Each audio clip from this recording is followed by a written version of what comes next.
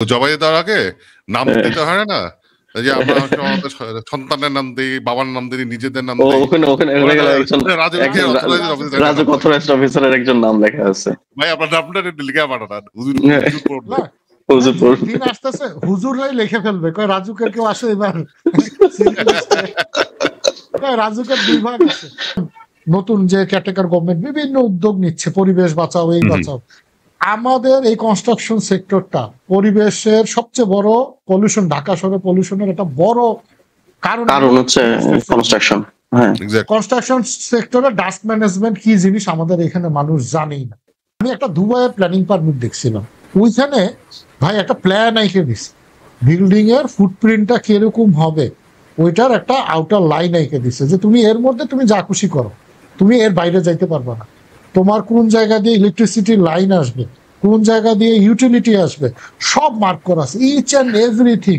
Even গাড়িটা যে ঢুকবে বিল্ডিং এ, ওই গাড়ির র্যাম্পের স্লোপটা কোথায় গিয়ে শেষ হবে, মানে ওনার জমি থেকে ওইটা ডিমার্কেশন দেওয়া আছে। মানে আপনি কোনো কারণে প্লেন উঁচা করলেও যাতে আপনি র্যাম্পটা বাইরে না নিয়ে আসতে পারেন, এত সুন্দর গ্রাফিক্যাল ভাবে দেওয়া। এরপর একটা গরু ছাগলেও যদি বলে পেন্সিল দিয়ে তুই আঁক বিল্ডিং, ও দেখবে যারা এখানে দাগ দেওয়া নিষেধ, এইদিকে দাগ দেওয়া নিষেধ।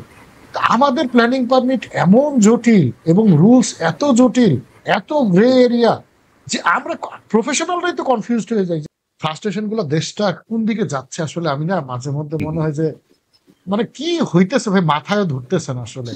এই যে সংস্কার বলেন, এই বলেন, সত্যি কথা যে আপনি দেখেন ফাহাম আব্দুল সালামের ভিডিও দেখেন, ওনার একটা ওই যে ওইদিন শেয়ার দিচ্ছিলাম, দেখছেন মনে হয়, উনি রিসেন্ট একটা সিরিজ করতেছে ওই যে স্যাভেজ মাইন্ড নিয়ে। মানে উনি বুঝাইছে একটা সোজা বাংলায়, যদি ওনার কথার মূল অংশ হলো যে অ্যাস্থেটিক্স এর প্রতি যদি আপনার ভালোবাসা না থাকে, আপনি আসলে কোনো কিছুই পরিবর্তন করতে পারবেন না। সৌন্দর্য বোধ একটা বড় জিনিস, এইটারে কম্প্রোমাইজ করে আপনি কোনোদিনও কোনো কিছু, আপনি এই যে সিঙ্গাপুর হইতে চান, মালয়েশিয়া হইতে চান, থাইল্যান্ড হইতে চান, কেন হইতে চান, দেখে ভাল লাগছে এই জন্যই তো, কিন্তু কেন ভাল লাগতেছে এইটা তো আপনি বুঝেন না। আজকের পডকাস্টে সবাইকে স্বাগতম। বরাবরের মতো আমরা তিন পণ্ডিত আজকে আবার আসছি। আজকে আসলে বেসিক্যালি আমাদের টপিকস হলো ফ্রাস্ট্রেশন। আজকে আমরা আর্কিটেকচারাল ফ্রাস্ট্রেশন, দেশের ফ্রাস্ট্রেশন, এবং এই যে ড্যাপ নিয়ে সারাক্ষণ আমি ভিডিও আপলোড করলে, নর্মাল ভিডিও আপলোড করলে লোকজন জিজ্ঞেস করতেছে ভাই ড্যাপের এটা কবে আসবে, মনে হইতেছে যে ড্যাপটা আমাদের হাতে আছে, এরকম একটা অবস্থা। কিন্তু এটার কোনো কিছুই আমরা জানি না। আজকে এই ফ্রাস্ট্রেশন গুলো নিয়ে আলোচনা করব। আজকে বরাবরের মতো জিনো ভাই, ইমরান দুজনই আছে, আমাদের আগের পডকাস্টের দুজনই যারা ছিলেন। তা আজকে বেসিক্যালি ইমরান আজকে আমাদের ফোকাস পয়েন্ট, কারণ ইমরান বেশি ফ্রাস্ট্রেটেড দেশের পরিস্থিতি নিয়ে, যা চলতেছে আসলে এইভাবে বেড়া ছাড়া ভাই দেখেছে। আজকে আমরা এটা নিয়ে আলোচনা করি। জিনো ভাই কি ফ্রাস্ট্রেটেড কিনা বলেন আপনি? ফ্রাস্ট্রেটেড যখন আমি এই যে আমার কমেন্ট বক্সে আমি আমাদের ভিউয়ারদের বিভিন্ন কমেন্ট দেখি, সেখানে কিন্তু আমি তারা অনেকে কিন্তু অনেকগুলো সঠিক পয়েন্ট বলালেন, অনেকে তাদের আফসোসের জায়গাগুলো বলালেন। এই জায়গাগুলো মানুষজন কিন্তু আসলে বলার আউটলেটটা নাই, রাইট? তারা কার কাছে বলবে? রাজুকে গিয়ে অফিসে গিয়ে বলবে? ওখানে তো বয়সের একটা কাজ হয় না। তো ড্যাব বিষয়ে তারা আমাদের যে বিভিন্ন আলোচনা, আমাদের নিয়ে যে কথাবার্তা বলি, তাদের দুঃখের জায়গাটা, এই ভেন্টিং এর জায়গাটাই আমাদের কমেন্ট বক্সে তারা করেন। এই জন্য তাদের সবাইকে ধন্যবাদ জানাই যে যারা কমেন্ট করছেন। আর ওভারঅল দেশের যে পরিস্থিতি, এখানে কিছু পজিটিভ দিক থাকবেই, আবার অস্বস্তিকর জায়গাগুলো তো আমরা ইগনোর করতে পারি না। প্রফেশনাল হিসেবে আমাদের অস্বস্তি বা দুঃখের বা হতাশার জায়গাগুলো রয়ে গেছে, এবং সেই প্রসঙ্গ নিয়ে আমরা ডিটেলসে আরো কথা বলবো। তবে আমি more interested about Imran's newly found frustration নাকি পুরনো ফ্রাস্ট্রেশন, সেটাই একটু জানতে বেশি আগ্রহী। আমার ফ্রাস্ট্রেশন তো আসলে পুরানো ফ্রাস্ট্রেশন। এই অনেক ধরনের ফ্রাস্ট্রেশন, মানুষের ফ্রাস্ট্রেশনের তো আসলে অনেক ভাগ থাকে। ধরেন এখানে তো আসলে পার্সোনাল ফ্রাস্ট্রেশন বলে তো লাভ নেই, প্রফেশনাল ফ্রাস্ট্রেশন নিয়ে আলোচনা করা যায়। প্রফেশনাল ফ্রাস্ট্রেশনে ঢুকলে দেখেন কি বলবো, মানে সব দিকে ফ্রাস্ট্রেটেড অবস্থা। এই আপনার কথা যেমন রাজুকের কথা আসলো, RAJUK is a big frustration. তারপরে যে গত 2 পডকাস্টে আমরা আলোচনা করলাম কি ড্যাপ নিয়ে। ড্যাপ ইজ অ্যানাদার বিগ ফ্রাস্ট্রেশন, ঠিক আছে? তারপরে ধরেন এই যে আমরা মানে আমরা তো এই যে আর্কিটেকচার প্র্যাকটিস করি, এই ফিল্ডে বিভিন্ন রকমের ফ্রাস্ট্রেশন আছে। ফ্রাস্ট্রেশনের তো আসলে শেষ নেই, বুঝছেন? এখন ফ্রাস্ট্রেশন কিন্তু অন্য একটা বিষয়। এই যে আমরা আলোচনা করতেছি না, মানুষ এটা হচ্ছে যে ড্যাপের এটা সমাধান আসতেছে, এটার সমাধান ফ্রাস্ট্রেশন কেটে যাবে, কিন্তু কি সমাধান আসতেছে আর এটাতে কি কাটবে এক আল্লাহ জানে। আসলে নতুন নতুন অনেক জিনিস ঢুকাইতেছে, এটা একটা ফ্রাস্ট্রেশনের বিষয়। এবং সবচেয়ে বড় ফ্রাস্ট্রেশনটা আমি একটা বলি, আমি একটা পাইছি, এটা হলো ঢাকায় যারা ছোট জমির মালিক এদের একটা ব্যাপক ফ্রাস্ট্রেশন আসতেছে। এটা আমি যতটুকু দেখলাম, এটা হলো যাদের ধরেন 2.5 কাঠা 3 কাঠা জমি আছে, এখন ড্যাপে তো ওই যে আপনার সেটব্যাক চেঞ্জ হয়ে গেছে, উচ্চতা অনুযায়ী বিল্ডিং এর সেটব্যাক 7 তলা 8 তলা হলে সেটব্যাক। এখন একটা লোকের ধরেন 3 কাঠা জমি আছে, ওই লোক চিন্তা করলো আমার ভাই টাকা পয়সা নেই, আমি ছোট করে একটা বাড়ি বানাইতে চাই, তোমার ভাড়া টাড়া দিলে একটা ইউনিট বানাবো আর উপরে একটা ইউনিট দোতলা একটা বাড়ি বানাবো। ওই লোকের যে সেটব্যাক দিছে ভাই, 2.5 কাঠা 2 কাঠা জমির কিন্তু প্রচুর জমি আছে ঢাকা শহরে, ওই লোক বাড়ি বানাইতে পারে। মানে 2 কাঠা 2.5 কাঠার জমিতে এখন লাউ গাছ লাগানো ছাড়া আর কিছু করা খসড়া কথা বলছিস তো, খসড়া কিন্তু অ্যাকচুয়ালি না না, এটা ফাইনাল, এটা মোটামুটি ফাইনাল, এটা হ্যাঁ এটা গ্যাজেটেই যাচ্ছে। না ওইটা না, যেটা আমার কাছে আমাদের তো ভুল না হয়, ভুল ঠিক করে দিস। আমার যতদূর মনে পড়ে যে অ্যাকচুয়ালি তাদের উপর কোনো আইন চাপানো হয় নাই, তাদেরকে অ্যাকচুয়ালি একরকম ইগনোর করা হয়েছে। হ্যাঁ, এবং ব্যাপারটা হচ্ছে কি ভয়ঙ্কর ইগনোর করা হয়েছে, জমি দিয়ে তাদেরকে কোন ঠাসা করে দেওয়া হয়েছে ছোট সাইজের জমি। এখানে আরো একটা মজার জিনিস আছে জিনু ভাই, আরেকটা মজার জিনিস আছে। এর আগে কিন্তু ছোট জমি মার্চ করলে ইনসেনটিভ দিচ্ছিল।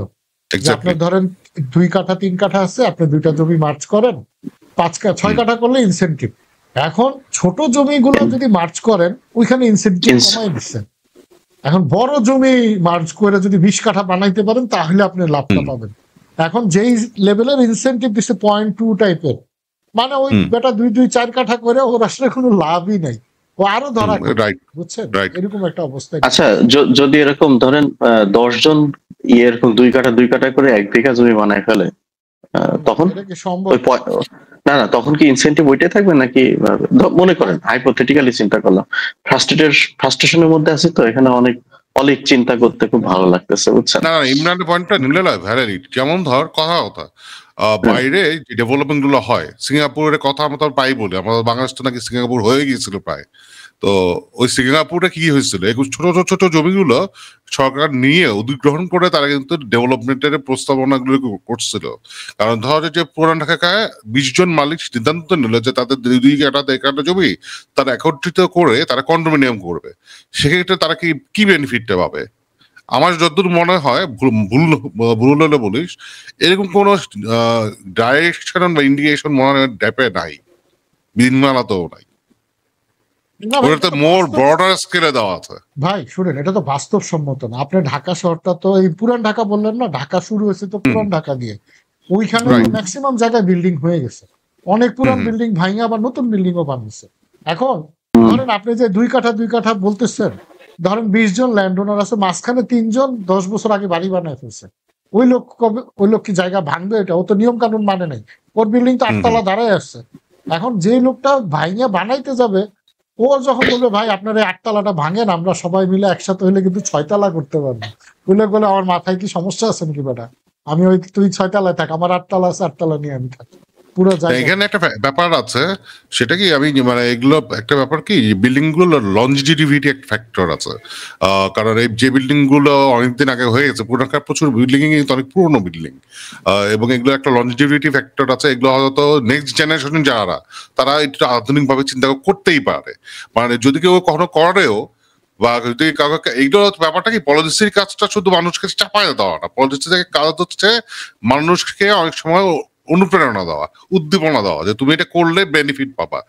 নইলে আমাদের দেশে যেটা হয় যে পলিসি বলতে বা আইন বলতে আমরা বুঝি যে কিভাবে আমি মানুষের আরো চাইপা ধরবো। এই ড্যাপের ব্যাপারটা বা এই বিধিমালার যে প্রস্তাবনা আসতেছে সেগুলো তো তাই, মানুষকে চাইপা ধরতেছে যে ভাই তুমি বিল্ডিং করতেছো বিশাল পাপ, মানে না, উনি এটা তো হওয়ার আপনারা কথা না। ভাই ফোর্স করতেছে আপনি এইভাবে ভাত খাইতে হবে। হ্যাঁ, আপনি ভাত রাইট। আগে নিবেন, ডাল পরে নিবেন, এভাবে এভাবে মাখায় এমনি এমনি খাবেন। আপনি হুম, ইচ্ছা মতো তরকারি মাখান যাবেন। ব্যাপারটা হুম, এরকম। হুম, এটা হয় না ভাই, পুরো জিনিসটা হাইপোথেটিক্যাল, একদম ফালতু একটা জিনিস। এবং এটা তো হবে কি মানুষ ডিসকারেজ হবে, মানে এখন হবে কি ইচ্ছা হ্যাঁ, মতো ভায়োলেশন করবে। ধরুন রাজুকে হ্যাঁ। যাওয়ার দরকার কি, প্ল্যানটা পাস করায় আমার মতো করে আমি বানাই ফেলি। তাই হবে আর কি, তাই শুরু হয়ে গেছে কিন্তু, কারণ অলরেডি হয়ে গেছে। লাস্ট 2 বছর ধরে যে পরিমাণ ডেভেলপমেন্ট কাজ যেভাবে স্থবির হয়ে গেছে, মানুষজন এখন অনেকেই তিনি ভাবতেছে যে আমার সেই রাজুকে বা অথরিটিকে পয়সা দিয়েই ম্যানেজ করতে হবে, আমি না আরো কিছু পয়সা দিলাম, বাট আমি আর ওই সেট ব্রেক মানলাম না। এই মানে যে হ্যাঁ, এই বলুন। যে দেখেন, মানে আমার মতো মানুষজন, মানে ডিমোরালাইজড মানুষজন হয়ে যাচ্ছে কিরকম। ওই যে যেটা বললেন যে সবাই আসলে অনিয়মের দিকে ধাবিত হচ্ছে, এটা আসলে ধাবিত করা হচ্ছে। হুম, হুম, আমি একবার এক মানে এক কি বলবো একজনকে জিজ্ঞেস করছিলাম আর কি, উনি খুব উচ্চ পদস্থ একজন ব্যক্তি। তাকে জিজ্ঞেস করছিলাম যে আইনের ভাষাগুলো এত কঠিন কেন? আইন তৈরি করা হচ্ছে সাধারণ মানুষের জন্য, সাধারণ জনগণের জন্য, তো এই ভাষাগুলো এত কঠিন করে লেখা হয় কেন? বুঝছেন? তো উনি কিছুক্ষণ চুপ করে থেকে আমাকে একটা উত্তর দিল। উত্তরটা আমার খুব মজা লাগছে, আমার মনে আছে। সেটা হচ্ছে যে আইন হচ্ছে তাল। হ্যাঁ, এইভাবে দেখাইছে, আইন হচ্ছে একটা তাল যাহা বেল নয়। আপনি বুঝেন ব্যাপারটা? মানে আইনের ভাষাটা হচ্ছে এরকম যে ইহা একটি তাল যাহা বেল নয়।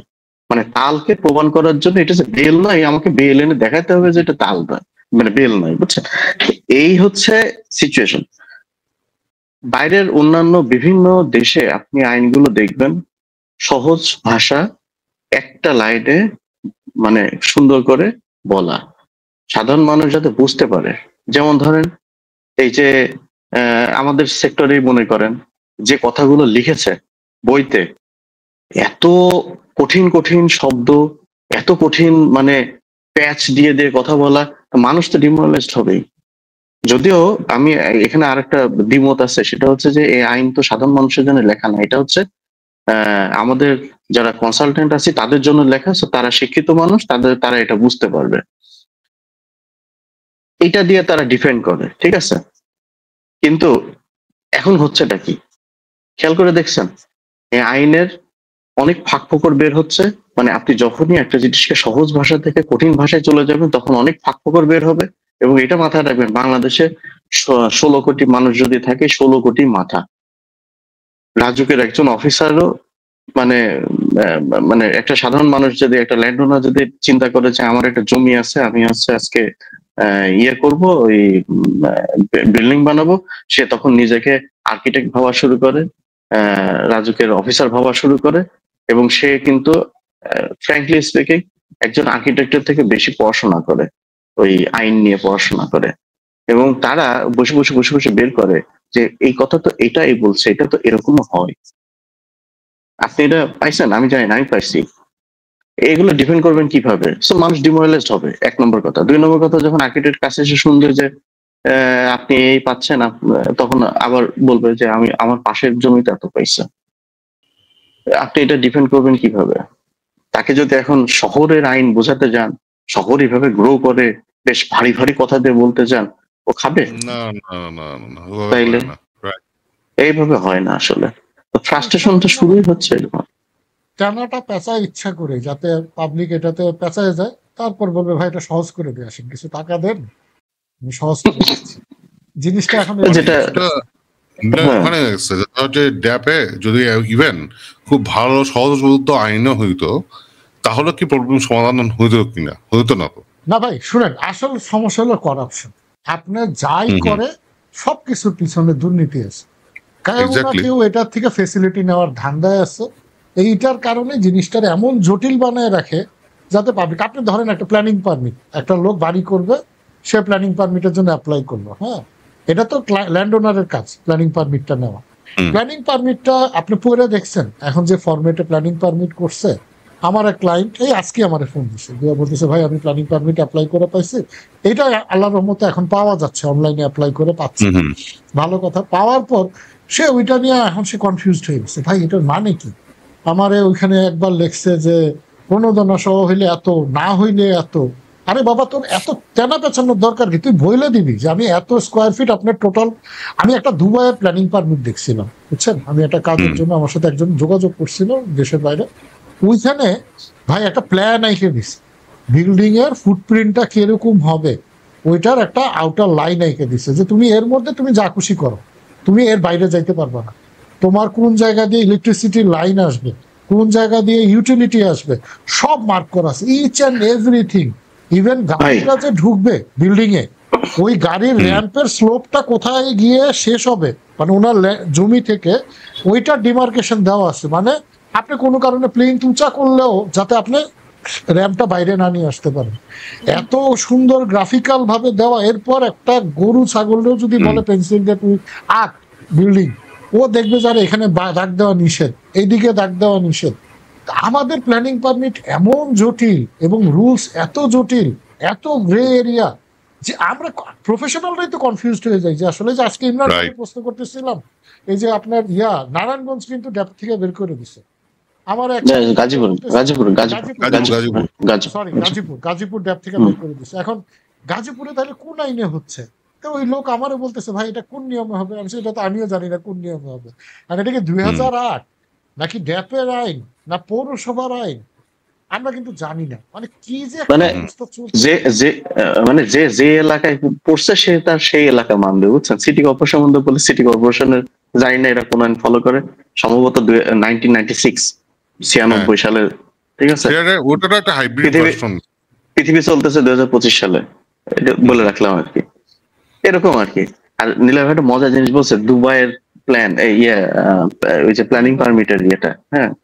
বাই দা বাই আরেকটা জিনিস বলি, যে দুবাইয়ের বিধিমালা দেখছেন, নির্মাণ বিধিমালা, দুবাইয়ের ইমারত নির্মাণ বিধিমালা, খুবই মজার একটা বিধিমালা। মানে ওই বিধিমালা আপনি পড়লে আপনার কোনো কষ্ট হবে না, মানে আপনি শান্তি পাবেন। আমি দেখছি, আমি পড়ছি, এই জন্যই বলতেছি যে আপনি শান্তি পাবেন মনের মধ্যে। যে ঠিক আছে, ওখানে মোর ম্যাথমেটিক্যাল টার্মস বেশি। ম্যাথমেটিক্যাল টার্মস মানে হচ্ছে তোকে ছক্রটা দেওয়া আছে, এইটা হলো এটা, এটা হলো এটা, এটা হলো এটা, খুব এবং গ্রাফিক্যাল ছবি আঁকানো। ভাই একটা বিধিমালাতে এটা তো টেকনিক্যাল বিধিমালা। আমার প্রাক্তন, আমার কোম্পানির প্রাক্তন পার্টনার ছিলেন আর্কিটেক্ট খালেদ ভাই, ওনাকে একটা শাউট আউট দিলাম। তো উনি এখন অস্ট্রেলিয়া আসছেন বিভিন্ন প্রয়োজনে, উনি ওখানে অস্ট্রেলিয়া মানে সিডনি ওখানকার রাজুক যারা, তাদের ড্রয়িং গুলো করেন এবং পাঠান। তো এটা টেকনিক্যাল টার্মে বলি, ওরা এখন অলরেডি ওদের সাবমিশন বিআই ফরম্যাট, আর্কিটেক্ট বলে একটা সফটওয়্যার আছে, ওরা সব সাবমিশন হয় আর্কিটেক্ট সফটওয়্যার দিয়ে। ও সব ফাইল 3D এলিভেশন, শ্যাডো কি হবে, ছায়া গাছের ছায়া কতটুকু পড়বে, পরিষ্কার বলে দেওয়া হচ্ছে। যেটা নিলয় বললো যে আমাদের সেটব্যাকের মধ্যে এই জায়গা ছাড়বা, এই জায়গার মধ্যে তো পাইপিং প্লাম্বিং এর জায়গায় কাজ করতে হলে এই জায়গা থেকে করতে হবে, এভরি সিঙ্গেল থিং করা আছে। তুমি এর মধ্যে আর্কিটেক্ট ল্যান্ড ওনারের সাথে কনসাল্ট করে তাদের মতো করে জিনিসটাকে করে দিবে। এই জিনিসটা একটা সুন্দর সিস্টেমের মধ্যে আছে। এটা তো গেল হচ্ছে পলিসিগত বিষয়, ড্যাব বল রাজু বলে, সেখানে তো গোজামিল আছে। বিধিমালা 2008 পারফেক্ট ছিল না, বাট ইট ওয়াজ ওয়ার্কিং। প্রবলেমটা হচ্ছে যে যদি আমাদের এখানে যদি অস্ট্রেলিয়া, দুবাই এদের আইন যদি নিয়েও আসে, এই ইমপ্লিমেন্টেশনটা ইস্যু। আমরা এখন যে পলিটিক্যাল স্ফিয়ারে আমরা যে আলোচনা শুনি যে 15 বছরের জঞ্জাল, 17 বছরের জঞ্জাল আমরা এত দ্রুত সরবে কিনা, আমাদের রাজুকে কেসটাও তো তাই। 2008 আইনে যে আমাদের যে রিয়েল এস্টেট সেক্টরের বুম হলো, এই যে আমাদের ভাইরা যারা আমাদের কমেন্ট বক্সে তাদের হতাশার কথা, তাদের বিভিন্ন বিরক্তির কথা বললেন, ওনারা যখন 2008 আইন কিন্তু ওনারা অভ্যস্ত হয়ে আসছিলেন, সবাই কিন্তু আইনটা দিয়ে গিয়ে আগ্রহী হচ্ছিল বিল্ডিং আইন মেনে করার জন্য। সবাইকে কিনা না হলো, আমরা অনেককে উদ্বুদ্ধ করতে পারছিলাম। মাঝখানে ড্যাপটা এসে করলো কি না, আমার 2008 আইনটাকে রাজুর মতো ফলো করতে পারি না, সেটাই দেখছি, সেটাও নষ্ট করে দিল অলরেডি আমাদের কাছে। আমি অলরেডি জানি এরকম কাজ হচ্ছে, যেখানে প্ল্যানেটটা বুঝতে দে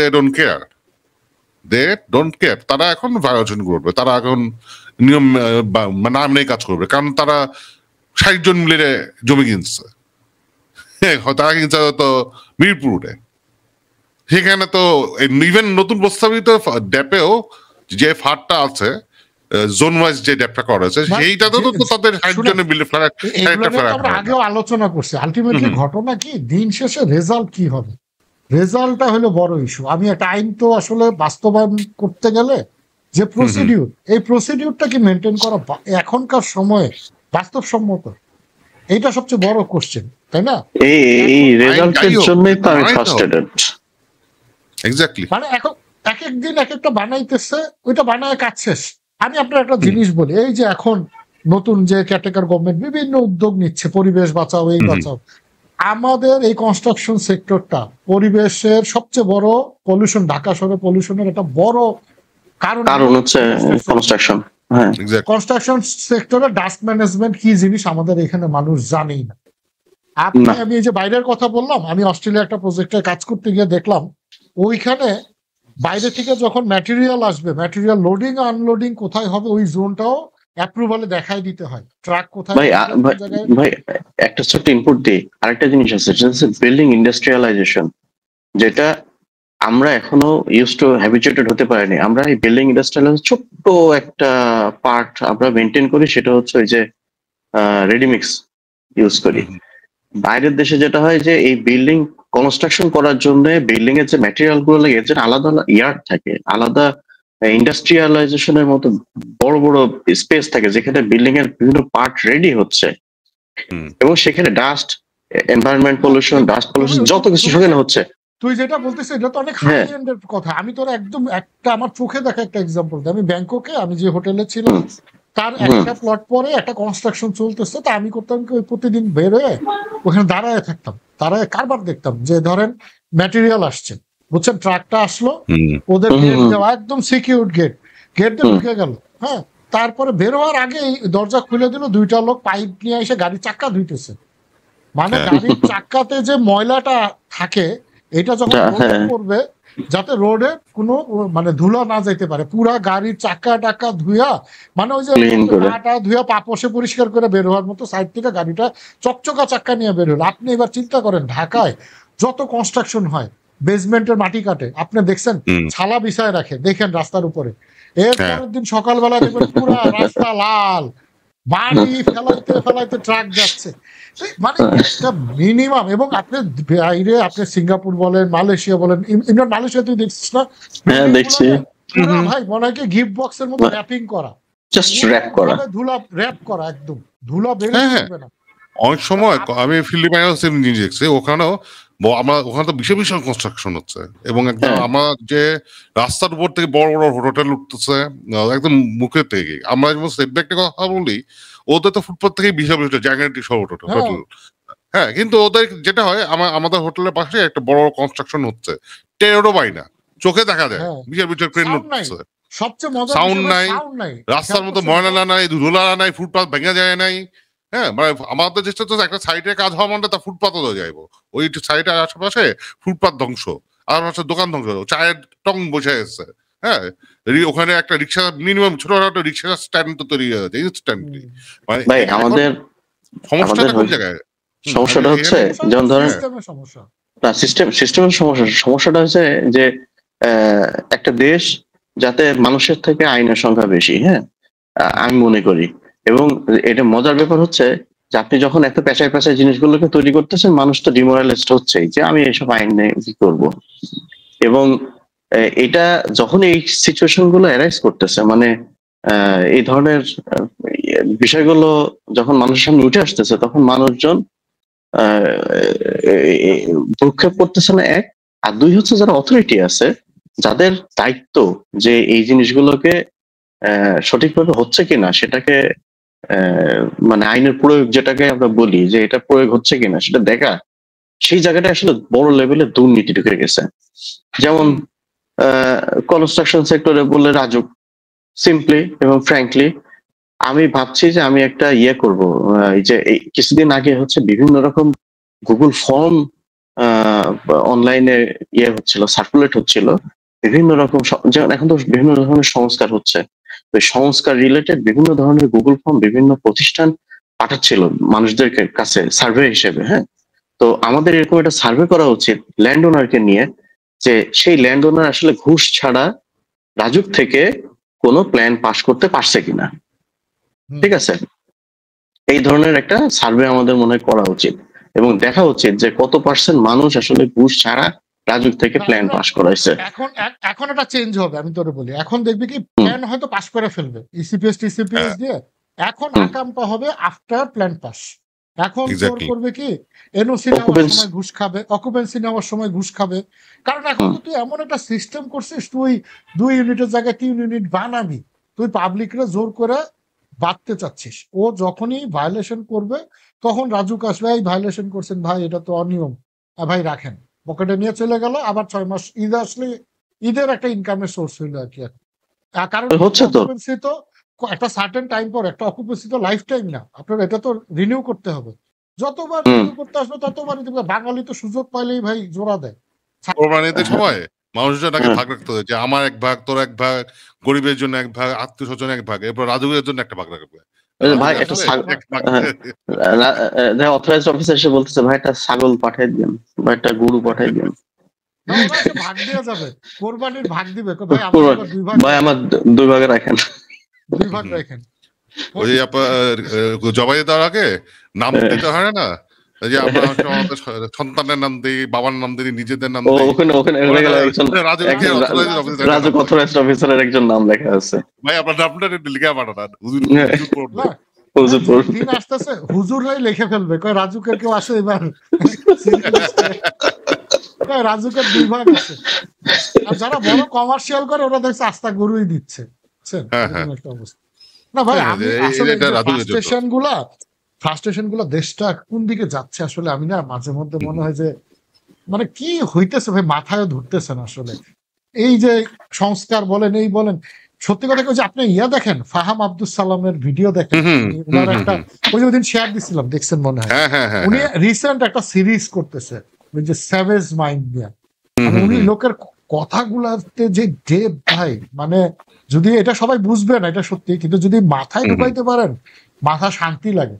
মানে উনি বুঝাইছে একটা সোজা বাংলায়, যদি ওনার কথার মূল অংশ হলো যে অ্যাস্থেটিক্স এর প্রতি যদি আপনার ভালোবাসা না থাকে আপনি আসলে কোনো কিছুই পরিবর্তন করতে পারবেন না। সৌন্দর্য বোধ একটা বড় জিনিস, এইটারে কম্প্রোমাইজ করে আপনি কোনোদিনও কোনো কিছু, আপনি এই যে সিঙ্গাপুর হইতে চান, মালয়েশিয়া হইতে চান, থাইল্যান্ড হইতে চান, কেন হইতে চান, দেখে ভাল লাগছে এই জন্যই তো। কিন্তু কেন ভাল লাগতেছে এইটা তো আপনি বুঝেন না। আপনি পানি খায়া বোতলটা রাস্তায় ফেলবেন, চিপস খায়া প্যাকেটটা রাস্তায় ফেলবেন, কিন্তু চাবেন সিঙ্গাপুরের মতো হইতে, যেখানে বাদামের খোসা চুইংগাম খাওয়াই নিষেধ। তো এই হইছে, আমরা বলবো যে আমাদের ফুটপাতে হাঁটতে পারি না, কিন্তু আমি ফুটপাতে যে লোক বলতেছে যে ফুটপাতে হাঁটা যায় না, ফুটপাতের জন্য সরকার কোনো ব্যবস্থা নেয় না, আবার সেই লোকই ফুটপাতে বাইক উঠা দিতেছে। হ্যাঁ হ্যাঁ, এই ফ্রাস্ট্রেশন বাইক চালাতে পারতেছে না, ওর ফ্রাস্ট্রেশন বাইকটা উঠাইতে পারতেছে না, এই জন্য দূর মানুষজনের যন্ত্রণায়। আমার খেয়াল আছে, আমার একটু মানে আমার আফসোসটা যেমন কোন জায়গায়, আমি ধানমন্ডিতে থাকি, আমার একটু ব্যাক পেইন আছে, ব্যাক পেইনের কারণে আমার হাঁটতে অসুবিধা হয়, যে উঁচা নিচে থাকতে হবে ফুটপাথ, খেলে আমাদের তো পানি উঠে বলে ফুটপাথের লেভেল রেস করা। তো তাতে যেটা হয় যে আগে ফুটপাথটা মানে ধানমন্ডি এখন মেজরিটি রাস্তাতেই ফুটপাথটা ওই অন্ধ যাত্রীদের সুবিধা করার জন্য খুব সুন্দর স্লোপ দিয়ে মেনটেন করা হয়েছে, রাইট? খুব ভালো লাগছিল, হাঁটতাম, ভালো লাগতো। এখন হাঁটবো কি, প্রত্যেকটা জায়গায় ভেঙে গেছে, কারণ বাইক, সিএনজি, রিক্সা সব উঠে যায়।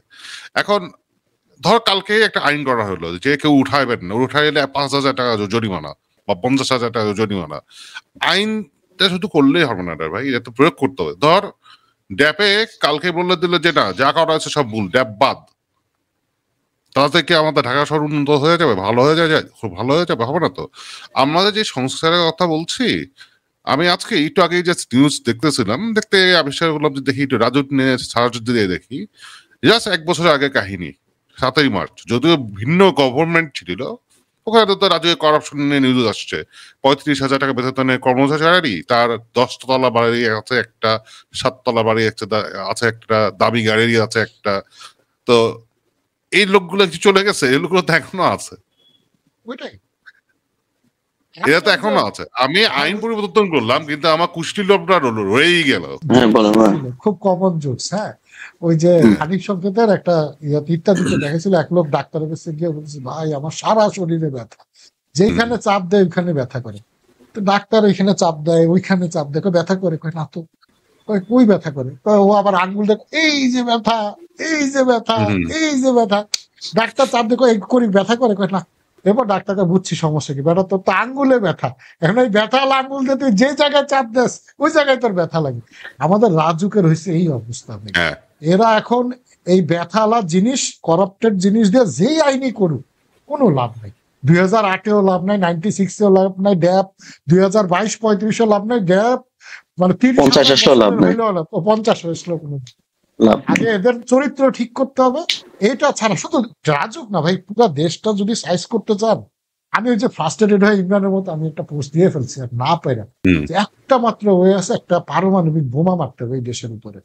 মানে এই যে আমাদের সহ আমরাও করাপ্টেড হয়ে গেছি, মানে 95% মরে যাক, একদম নতুন একটা নিউ বর্ন জেনারেশন আসুক, যেগুলার একেবারে ছোটবেলা থেকে তোতা পাখির মতো শিখাইতে হবে যে এইভাবে এটা খারাপ এটা ভালো, এরকম শিখাই একটা জেনারেশন তৈরি হলে দেশ বদলাবে, না হলে দেশ বদলানো সম্ভব। এটা নষ্ট হয়ে গেছে ভাই, মজ্জায় পছন্দ হচ্ছে, এখন পুরো সিস্টেমটা নষ্ট। আচ্ছা, এই যে আশেপাশের যেসব দেশ আছে, না হোপফুল অবশ্যই, আশেপাশে যেসব মানুষ দেশ আছে, যেমন ধরেন সিঙ্গাপুর বলেন, মালয়েশিয়া বলেন, ঠিক আছে, তারপরে এইরকম ব্যাংকক হ্যান ত্যান, এদের মানুষ কি খুব ভালো ছিল নাকি? না, সিঙ্গাপুরের কোন জায়গায় মানুষের ভালো না রে ভাই, বুঝছেন? সিঙ্গাপুরের লোকজন লিফটের মধ্যে পেশাব করতে, আমি নিজে দেখছি এক জায়গায় লিফটে ওই যে প্রবলেমটা সাইন দেওয়া, হ্যাঁ, কোন জায়গা থেকে উঠে আসছে প্রবলেমটা। বাংলাদেশের মানুষ তো অনেক ভদ্র, সেই তুলনায় অনেক সভ্য আর কি, মানে সভ্য, ভদ্র কিনা জানি না, সভ্য, মানে এরা অ্যাটলিস্ট কাপড় টাপড় পরে আর কি। এখন বিষয়টা হচ্ছে যে এই প্রবলেমটা কেন অ্যারাইজ করতেছে, এই দুর্নীতি বা কেন হচ্ছে, এটা আমার কাছে মনে হয় কি যে আমরা আসলে আটকাই গেছি, বুঝছেন? মানে হয় না যে আমরা শোনেন, একটু আগে মানুষের চাইতে আইন বেশি, কিন্তু ওইটাই বলতেছি, ওইটাই বলতেছি, এবং কেন প্রয়োগটা নাই। মানে দেখেন, মানুষের যখন আইন বেশি, তা আপনি কোনটা থেকে কোনটা করবেন? আপনি তো আটকায় গেছেন, আপনি তো মানে ওই বোতল দেখের মতো অবস্থা হয়েছে আমাদের। আপনার তো মানে এর থেকে বের হওয়ার কোনো উপায় নেই। আপনি কি এখন পারবেন যে এই যত আইন আছে এগুলো দুমড়া মুচড়া ফেলে দিয়ে কালকে থেকে নতুন করে সব শুরু করতে? পারবেন না। সংস্কারের যেসব সফট কপি আসছে দেখেন, সেখানেও দেখবে যে এই আইনগুলোকে ভিতর নোট দিয়ে দিয়ে সংস্কার করা হয়েছে। কিন্তু সংস্কার করতে হলে, যেমন ধরেন কি বলবো, সত্যি কথা, ঢাকা বাঁচাইতে হলে আমার একটা কথা, সেটা হচ্ছে এই রাজুককে জাস্ট বুলডোজার দিয়ে গুড়াই দিয়ে নতুন করে কালকে থেকে একটা নতুন ফরম্যাটেড একটা রাজুক আনতে হবে। Is it possible? হ্যাঁ, রাজুকের দরকার নাই। তুমি আমার একটা জিনিস বল, এই যে সিটি কর্পোরেশনের কাজ কি? এরা সারাদিন বসে বসে ঝাড়ু, এ তো আরেক কাহিনী। ঢাকা নাকি 54টা অধিদপ্তর, ঢাকা নাকি, শোনেন, ঢাকা হচ্ছে সিটি কর্পোরেশন। শোনো, আমি এটা কথা বলি, হোল্ডিং ট্যাক্স নাই তোমার সিটি কর্পোরেশন, তোমার পানির লাইন দিচ্ছে সিটি কর্পোরেশন, মানে ওয়াসা, মানে লোকাল গভর্নমেন্টের বিভিন্ন ভাগগুলা। তুমি একটা প্ল্যান অ্যাপ্রুভালের জন্য এদের কাছ থেকে, তুমি কিন্তু সিটি কর্পোরেশন এসে যদি দেখে তুমি বিল্ডিং এর বাইরে একটা দোকান দিয়ে ফেলছো, ও কিন্তু তোমার বাধা দিতে পারে। তো তুমি রাজুকের উপর, রাজুক একটা প্ল্যান পাস করে দেয়, রাজুকের কাজ শেষ, মনে হইতেছে যে এই কাজটা খালি সিলটা মারা, পয়সাটা নেওয়া। জিনিসটা তো এরকম হওয়ার কথা না। এটা লোকালি ওয়েস্ট ম্যানেজমেন্ট থেকে আরম্ভ করে যারা হ্যান্ডেল করে, তুমি তার আন্ডারে দিয়ে দাও যে তুমি ধানমন্ডি এলাকা হলে ধানমন্ডি ওয়ার্ড 1 নম্বর ওয়ার্ডে এটা এই বিল্ডিং এ এখান থেকে পাস করতে পারো। ওরা লোকালি এসে চেক করবে যে তোমার এখানে সুয়ারেজের অবস্থা কি, তোমার এখানে তুমি ময়লা কতটুকু তৈরি হইতেছে, তুমি ইউনিট অ্যাপ্রুভাল দিছো 5টা, বানাইছো 20টা, তো সিটি কর্পোরেশনের লোক তো ময়লা টাইনে নিয়ে যেতে পারবে না।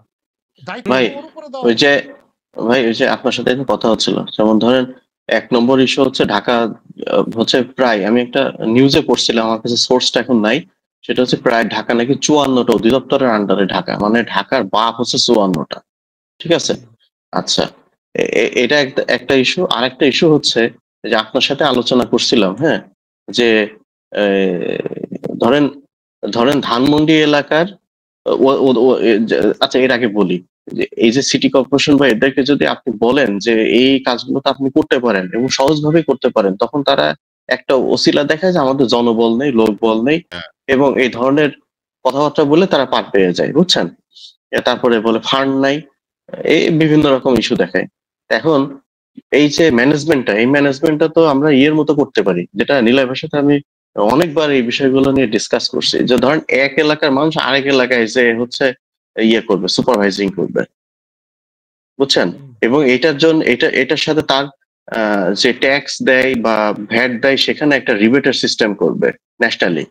তো আমিও বাধ্য, এবং আমি ওখানে আমি ধরেন আমি গুলশান এলাকায় একটা বাড়িতে যে তার বাড়ির সবকিছু টেক কেয়ার করে আসলাম, যে তার ইয়ে ঠিক আছে কিনা, তার লিফট ঠিক আছে কিনা, তার সামনে সেটব্যাক ঠিক আছে কিনা, তার সামনে ময়লা মাটি হচ্ছে কিনা, সে পানির মিটার ঠিক আছে কিনা, ইচ অ্যান্ড এভরিথিং। আমাকে এটা ইয়ে থাকলো, ডাটা শিট থাকলো, আমি চেক করে এসে আমি রিপোর্টটা দিলাম। এর জন্য দেখা যাচ্ছে আমি এটা সিঙ্গাপুরে আছে। সিঙ্গাপুরে আপনার এই যে এই এক একটা কাজ লোকের, ধরেন আপনার ইঞ্জিনিয়ার, আপনার এক্সট্রা ইনকামের সোর্স কি, আপনারা একটা সুপারভাইজারি জব নিতে হবে, কি যে উমুক রোডের এত নম্বর থেকে এত নম্বর বিল্ডিং এর লিফটের এক্সপাইরেশন ডেটটা তুমি চেক করে আসবা। ওর এটা চেক করবে, এটা রাজুকের কাজ না, এটা সিটি কর্পোরেশনের। আমি সিটি কর্পোরেশনের কথা বলতেছি, আমি সিটি কর্পোরেশনের কথা বলছি। এখানে আরেকটা ইস্যু আছে, আমরা একটা জিনিস ভুলে যাই। আমার সময় মানে আমাদের সিস্টেম গুলো যেটা বললি 54টা বাপ মা, হ্যাঁ, সমস্যা হচ্ছে এই যে আমরা বললি না ওয়ার্ড আছে, ওয়ার্ড কমিশনার থেকে আছে, হ্যাঁ, আমরা খেলে জন্ম সার্টিফিকেট, মৃত্যু সার্টিফিকেট আর এনআইডি হলেই ওয়ার্ড কমিশনের কথা মনে পড়ে। কেন অনেক কাজ করবে?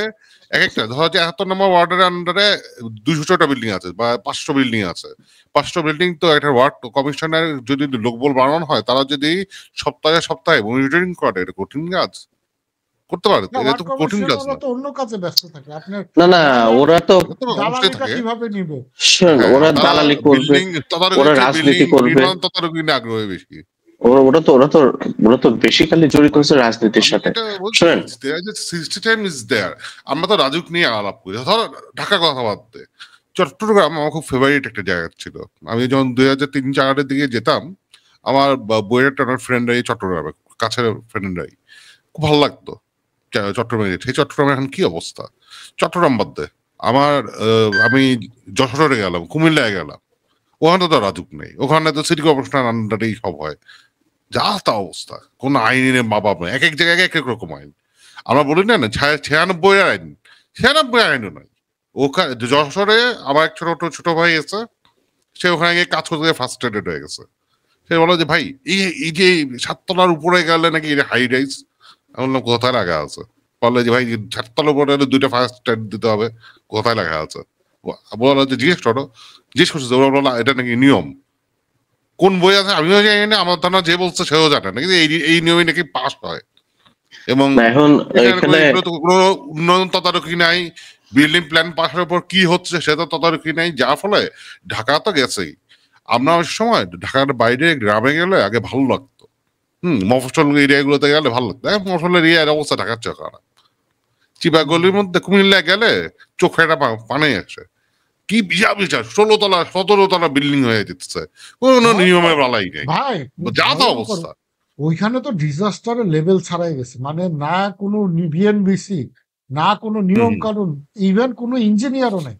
আপনার 17 তলা 16 তলা বিল্ডিং বানাইতেছে, কোনো সেফটি নাই, একটা আর্থকোয়েক হলে ইভেন এমন বিল্ডিং আছে, মানে পাবলিকের, মানে এটাতে আসলে প্রফেশনালদেরও দায় আছে কিছুটা। দেখেন, যেমন ধরেন আমি একটা এরকম প্রজেক্ট দেখছিলাম, এক লোক 12 তলা বিল্ডিং বানাইছে, তো ওনার নাকি সয়েল টেস্টের জমি মাটি খারাপ হয়েছে, ওইখানকার ইঞ্জিনিয়ার নাকি বলছে সমস্যা নাই, আপনি বড় বেস বানাই দিচ্ছি, বুঝছেন?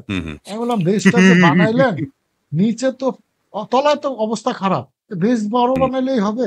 ভাই অনেক বড় বেস দিছি, অনেক বড় বিশাল বেস, রড টড দিয়া সেই শক্ত, কিন্তু ওর মাথায় জিনিসটাই নাই যে সয়েল টেস্টটা কেন করা। আপনার হার্ড সয়েল ওর নিচে 100 ফিট নিচে, ওর শূন্যের উপর একটা বিল্ডিং বানায় রাখতেছে, ওর মাথায় ঢুকাই দিছে এই ডিপ্লোমারা। এই যে আপনি কন্ট্রোল করার জায়গা তো নাই আসলে এখানে। নন টেকনিক্যাল পার্সন, একটা ডিপ্লোমা ইঞ্জিনিয়ারের তো পারমিশন নাই এটা 12 তলা বিল্ডিং করার, এটা তদারকি করার কেউ নাই। তো আপনি কিছু বললেই তখন অন্য লাইনে চলে যায় প্রফেশনাল, হ্যাঁ আমরা বিল্ডিং করলে, কিন্তু যার যেটা কাজ তারে তো সেটা করতে দেওয়ার ব্যবস্থা থাকতে হবে। সে যদি এটা না করে অন্যটা, আমি যদি এখন স্ট্রাকচার ডিজাইন শুরু করি, স্ট্রাকচারাল ইঞ্জিনিয়ারের তো আমার নামে কেস করে দেওয়া উচিত, সোজা কথা। আমার তো স্ট্রাকচার ডিজাইন কজ না, আমার বাংলাদেশে আমি একটা প্রবলেম বলি, ইমরান আমরা ওই দিন একটা প্রজেক্ট ভিজিট করতে গেছি ভাই, সারা বাংলাদেশের একটা বড় প্রবলেম আমি আজকে বলি, এটা হলো আমাদের সাধারণ মানুষজন জানেই না আর্কিটেক্টের কাজ কি, স্ট্রাকচারাল ইঞ্জিনিয়ারের কাজ কি। এবং বিল্ডিং ডিজাইন বলতে আপনি যে কোনো মফস্বলের একটা বই হাতে নেবেন, দেখবেন একটা স্ট্রাকচারাল ডিজাইনের বই, আর্কিটেকচারাল একটা প্ল্যান আছে, কোনো মতে আইকা দিয়ে পুরাটাই স্ট্রাকচারাল ডিজাইনের, রডের ডিজাইন, এবং মানুষের ধারণা এটাই ডিজাইন। এই যে এই জিনিসটা, এইটার শুধরানোর দায়িত্ব আমাদের ইনস্টিটিউটেরও ছিল, ইনস্টিটিউট পালন করে না, এটা সত্যি কথা। এটা সাধারণ মানুষ পর্যন্ত পৌঁছানোর দরকার যে আর্কিটেকচারাল ডিজাইন এই জিনিস, স্ট্রাকচারাল ডিজাইন এই জিনিস, ইলেকট্রিক্যাল ডিজাইন এই জিনিস, প্লাম্বিং ডিজাইন এই জিনিস। মানুষ করতেছে কি ওই স্ট্রাকচারাল ডিজাইনের বইটা হাতে নিয়ে মনে করছে আমি ডিজাইন পাই গেছি। আর আবার এরা ইদানিং কিছু লোক পাইছে যারা 3D করতে পারে, একটা মোটামুটি ইন্টারনেট থেকে নামায় নুমায় ভক্কর চক্কর একটা বোঝাই দিচ্ছে, দিয়ে এটা বিল্ডিং ডিজাইন হয়ে গেল একদম ডাইল ভাত। এবং একতলা দোতলা পর্যন্ত ঠিক আছে করতেছে, কিন্তু আপনি যখন 8তলা 10তলা 12তলা বিল্ডিং করে ফেলতেছেন এইভাবে, আল্লাহ না করুক একটা যদি আর্থকোয়েক সেই লেভেলের হয়, এই ডিজাস্টার এই দেশ সামলাইতে পারবে? কি চলতেছে ভাই? জিনু ভাই একটু বলি, সেটা হচ্ছে নীলা ভাই যে বিষয়টা বললেন সেটার পেছনের কাহিনীটা একটু বলি, যে আইনগত বিষয় এখানে কি বলতেছে। হ্যাঁ, সেটা হচ্ছে 2017 সালে একটা প্রজ্ঞাপন দেয়া হয়। মানে আমি ঘটনাটা বলবো, আপনারা বুঝবেন যে আসলে আইনের গ্যাপটা কোথায় তৈরি হয়ে গেছে। হ্যাঁ, এবং এই গ্যাপের কারণে আসলে দুর্নীতিগুলো হচ্ছে এবং আমার মতো মানুষজন ফ্রাস্ট্রেটেড হচ্ছে। ঠিক আছে, এবার বলি, 2017 সালে একটা প্রজ্ঞাপন দেয়া হয়, যে প্রজ্ঞাপনে বলা হয় যে বিল্ডিং কনস্ট্রাকশন কমিটি গঠন করা, পারমিট কমিটি গঠন করা হবে সমস্ত পৌরসভাতে। এটা এলজিডির থেকে প্রজ্ঞাপনটা আসে। তো ভালো কথা, সমস্যা নেই। বাংলাদেশে যে যত পৌরসভা আছে প্রত্যেকটা পৌরসভায় একটা কমিটি ফর্ম করা হয়, যাদের দায়িত্ব হচ্ছে যে ওই পৌরসভার আন্ডারে যেসব প্লট আছে সেই সব প্লটের বিল্ডিং এর প্ল্যানের অনুমোদন দেওয়া। ঠিক আছে, এখন আমি একটু দেখি, আমার সামনে জিনিসটা খোলা আছে, যে এই কমিটিতে 11 জন মানুষ আছে। 11 জন কারা কারা? সেটা হচ্ছে মেয়র থেকে, মেয়র হচ্ছেন সভাপতি, এবং ওই আপনার নির্বাহী প্রকৌশলী যিনি হচ্ছে সদস্য সচিব, এবং বাকি যে 9 জন, এই 9 জনের মধ্যে প্রফেশনাল বডি আছে, যেমন আইবি, তারপরে আপনার এই যে আরবান প্ল্যানিং এর যে ইনস্টিটিউট অফ প্ল্যানার্স, ঠিক আছে, ডিপ্লোমা ইন ইঞ্জিনিয়ার্স ইনস্টিটিউট, তারপরে urban planner, fire service, civil defence, হ্যাঁ, তারপরে আপনার পরিবেশের প্রতিনিধি এবং উপজেলা প্রকৌশলী এলজিডি, এই সবাই মিলে একটা এরকম 11 জন সদস্য মিলে প্রতিটা পৌরসভায় একটা বোর্ড গঠন করা আছে, কমিটি গঠন করা আছে, যাদের কাজ হচ্ছে বিল্ডিং পাস করা। দেখেন, 11 জন মানুষ, 11 জন মানুষই সমাজের সব থেকে টপ লেভেলের মানুষ। এরা সমাজকে মেনটেন করে, সমাজ কিভাবে পরিচালিত হবে এরা মেনটেন করে। আচ্ছা, এরা যদি একটা কমিটিতে থাকে সেখানে কিভাবে দুর্নীতি হয় আমার মাথায় আসে না, 1 নম্বর কথা। 2 নম্বর কথা হচ্ছে, দেখেন এই প্রজ্ঞাপনে, দেখেন আইন, এটা তো একটা প্রজ্ঞাপন তৈরি করছে, এটা আইন না, প্রজ্ঞাপন। প্রজ্ঞাপনের গ্যাপটা কোথায়? গ্যাপটা আমি বলতেছি যে এই মিটিংটা, এবার নীলাভের সাথে কানেক্টেড হবে। হ্যাঁ, এই মিটিংটা হওয়ার জন্য একটা কোরাম পূরণ হওয়া লাগে, যে এইটা যে আসলে হবে কিনা, মানে মিটিং এর কোরাম পূরণ হওয়ার জন্য 2 জন, 11 জনের মধ্যে 2 জন উপস্থিত হলে কোরাম পূরণ হয়ে যাবে। এই 2 জন কে? এই 2 জন হচ্ছে আপনার এলজিডির উপজেলা প্রকৌশলী, এবং প্রফেশনাল যে বডিগুলো আছে, আইইবি অথবা এবং না অথবা আইএবি, তারপরে ইনস্টিটিউট অফ প্ল্যানার্স, ঠিক আছে, ইনস্টিটিউট অফ ডিপ্লোমা ইঞ্জিনিয়ার্স এবং নির্বাহী প্রকৌশলী। তাহলে কি বললাম? একজন হচ্ছে উপজেলা প্রকৌশলী এলজিডি, আর একজন হচ্ছে এদের মধ্যে যে কোনো একজন। বুঝেন দায়িত্বটা কিভাবে তৈরি করছে? এই 2 জন হইলে মিটিং এর কোরাম পূরণ হয়ে যাবে, এবং এই 2 জন সমস্ত এখতিয়ার রাখে এই বিল্ডিং গুলো পাস করার। এখন আপনি আমাকে বলেন যে একটা বিল্ডিং আসছে, মনে করেন যে একটা পৌরসভা একটা বিল্ডিং তৈরি হচ্ছে যেখানে পরিবেশের অনেক ধরনের ভায়োলেশন আছে। এখন এখানে যদি পরিবেশ অধিদপ্তরে কেউ না থাকে, তাহলে এই দুইজন কিভাবে পরিবেশের দায়িত্ব নিয়ে এই বিল্ডিংটা পাশ করবে? তারপর মনে করেন যে এখানে আর্কিটেক্টের ম্যান্ডেটরি না যে একজন আর্কিটেক্ট সেখানে উপস্থিত থাকতে হবে এবং প্ল্যান পাস করাবে, ম্যান্ডেটরি না। তাহলে একটা বিল্ডিং কিভাবে হচ্ছে? এই আর্কিটেক্ট তো মাদার অফ দিস সেগমেন্টস। তাকে ছাড়া একটা মিটিং কোরাম পূরণ হয়ে যায় এবং সেভাবে পাশ করানো হয়। তাহলে আইন আছে, আইনের গ্যাপটাও রয়ে গেছে। মানে একটা কারণে নীলা ভাই যে ঘটনাগুলো বললো, এই ঘটনাগুলো কিন্তু আসলে এই কারণেই ঘটতেছে। তুই তো তাত্ত্বিক কথা বললি, আমি এবার তোর একটা বাস্তবতা। না, আমি তাত্ত্বিকটাই বললাম, আমি এই জন্যই। তো ফাঁক ফুক আছে, এটা তো সারা পৃথিবীতে আছে। ইমরানি তো আমার সাথে একটা পৌরসভা, আমি নাম উচ্চারণ করলাম না, এখানে একটা পৌরসভার মিটিং, ওইখানে নিজেই বলতেছে ভাই এটা পুলিশের উমুকের শ্বশুর বাড়ি, কাজটা এটা দেখেন, এটা একটু ঝামেলা থাকলো, এটা ছেড়ে দেন। আমি বলছি আপনি কি ভায়োলেশন সহ আপনি যদি সিগনেচার করেন তাহলে আপনি ছেড়ে দিতে পারেন। উনি আর তখন দায়িত্ব নিতেছে না। মানে সমস্যাটা কি, মানে সবাই মানে ভাই ব্রাদার টাইপের। আমার পডকাস্টের মতো অবস্থা হয়ে গেছে দেশটাতে। ভাই এটা একটু করে দেন না, ভাই এটা একটু করে দেন না। তাহলে ভাই আইন রাখার দরকার কি? সবই যদি এরকম মুখে মুখে হয়ে যায়। এই আমাদের সবচেয়ে বড় সর্বনাশের কারণ হলো এই আইন কাগজে কলমে থাকে। বাংলাদেশের মতো কোথাও মনে হয় এত আইন আসলে নাই। এবং প্রতিটা জিনিস কিন্তু আপনি সরকারি কোনো যদি প্রসেসে ঢুকেন, আপনি দেখবেন প্রতিটা জিনিস এত সুন্দর করে গুছানো। ধরেন 2000 কোটি টাকার দুর্নীতি হয়েছে, ওর যত প্রকিউরমেন্ট পারচেজিং আপনি কোথাও দুর্নীতি দেখবেন না, সব কাগজ আছে, সব বিল ভাউচার আছে, কিন্তু 2000 কোটি টাকা লাভ হয়ে গেছে। মানে এমন একটা দেশ যেখানে সব ডকুমেন্টেশন করে তারপরে টাকাটা খায় ফেলে। ইভেন ইয়েতে রাজুকের যেসব প্ল্যান পাস হয়, আমি 100% গ্যারান্টি দিয়ে বলতে পারি আপনি একটা প্ল্যানেও একটা লাইনে ভুল পাবেন না।